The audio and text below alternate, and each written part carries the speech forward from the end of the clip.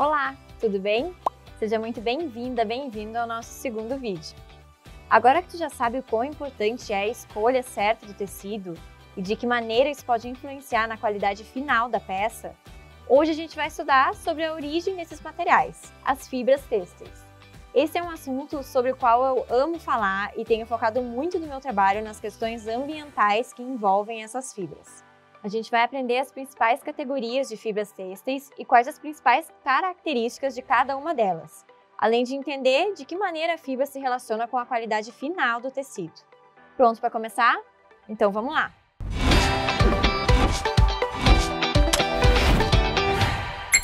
Bom, para começar, vamos esclarecer. O que é uma fibra têxtil?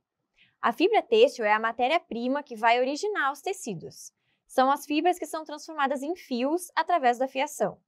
Esses fios, então, passam pelo processo da tecelagem, formando os nossos tecidos.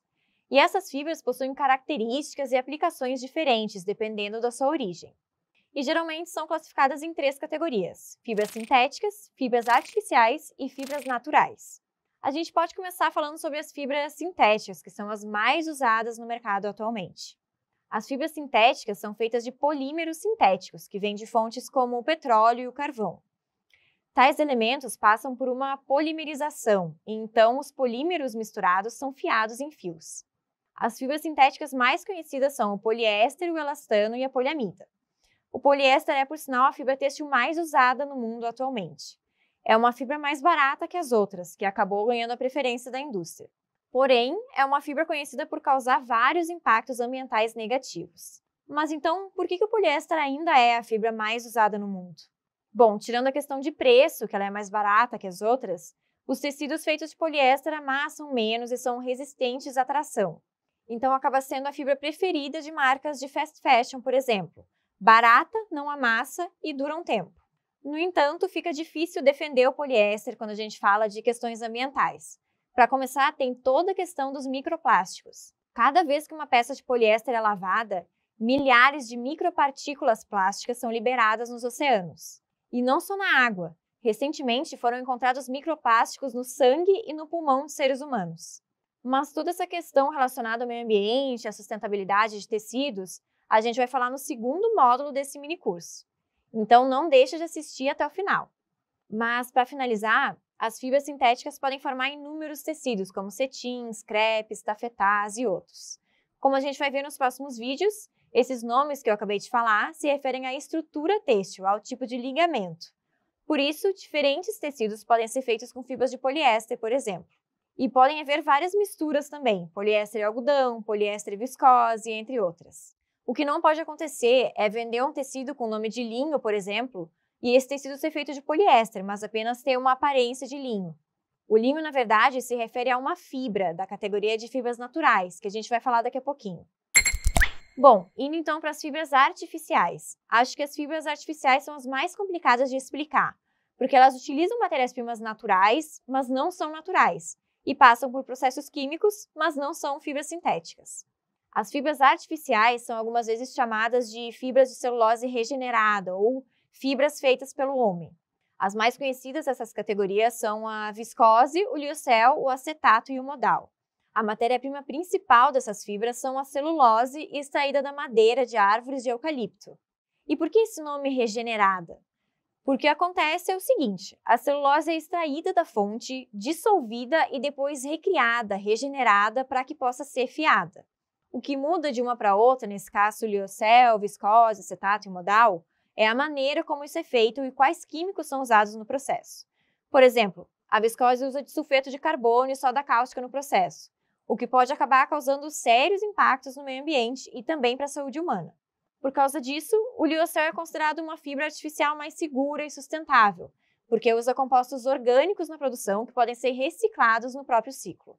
E essas fibras artificiais podem ser feitas a partir de qualquer planta que tenha uma boa quantidade de celulose. Inclusive, alguns inovadores da indústria andam usando diferentes fontes como resíduo agrícola e até têxteis. Os tecidos feitos com fibras artificiais possuem aquele toque macio característico e geralmente são super leves e confortáveis. Indo agora então para a última categoria e a minha preferida, as fibras naturais.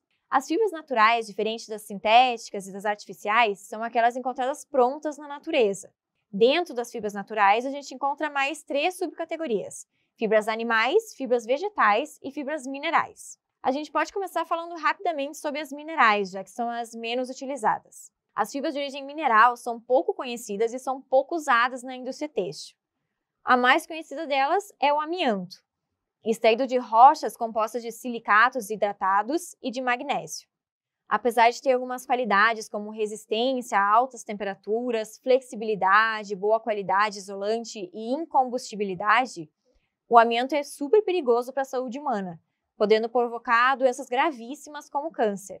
Hoje em dia, o material é proibido em mais de 60 países e seu uso na indústria têxtil é resumido a vestimentas de proteção à prova de fogo. As fibras naturais de origem animal são aquelas extraídas de, obviamente, animais. Alguns dos exemplos são a lã de ovelha, a seda, a lã de coelho angorá, a lã de alpaca, entre outras. E essas fibras costumam ter qualidades ótimas de resistência e durabilidade. A principal desvantagem é aquela do ponto de vista do veganismo, que vai contra qualquer tipo de exploração animal. Mas em questões de durabilidade e qualidade, são ótimas para serem usadas em peças de vestuário. A última subcategoria das fibras naturais são as fibras vegetais, extraídas das plantas. Existe uma diversidade enorme de plantas fibrosas, das quais a gente pode extrair fibras valiosas para a indústria têxtil. A mais conhecida delas é o algodão, que na produção mundial só fica atrás do poliéster. As fibras vegetais podem ser longas, como a do linho e do cânhamo, ou curtas, como a do algodão. Fibras vegetais, como o linho, o cânhamo e o rami, são consideradas algumas das fibras mais fortes e resistentes de todas. E ainda possuem várias vantagens ambientais. Essas fibras podem ser processadas de diferentes maneiras e podem ser misturadas com fibras sintéticas ou artificiais. Por isso, vai depender muito da composição do tecido e a qualidade final do material. Se for um linho ou um cânhamo puro, por exemplo, o tecido vai ser mais pesado, mais encorpado. Mas se tiver uma mistura com algodão ou viscose, ele já fica mais leve. E o processamento e beneficiamento pelo qual as fibras passam também pode afetar a qualidade final do tecido. As fibras vegetais, no seu estado mais puro, tendem a ser mais duráveis e mais resistentes. E antes de terminar, uma curiosidade. A fibra de bambu não é considerada uma fibra vegetal. Por mais que seja uma planta fibrosa, a fibra é extraída através do processo de liocel ou da viscose. Porque diferente do linho, do cânhamo, do rami, do algodão e das outras fibras vegetais, é muito difícil extrair as fibras do bambu através dos métodos usados para essas outras fibras. Por isso, elas passam por esse processo artificial. Bom, espero que tenha gostado de conhecer melhor sobre as fibras têxteis. E estudando sobre elas, a gente tem um maior entendimento sobre o que compõe os nossos tecidos. Muitos outros fatores interferem na qualidade final do produto, como, por exemplo, tipos de beneficiamento, tratamento, tingimento e acabamento dessas fibras. Cada fibra possui qualidades e características únicas, tornando elas adequadas para várias aplicações dentro da indústria têxtil. Nos próximos vídeos, a gente começa a estudar as diferenças entre tecidos de malha e tecidos planos, fundamental para entender melhor sobre os tecidos mais usados pela indústria da moda. Até a próxima!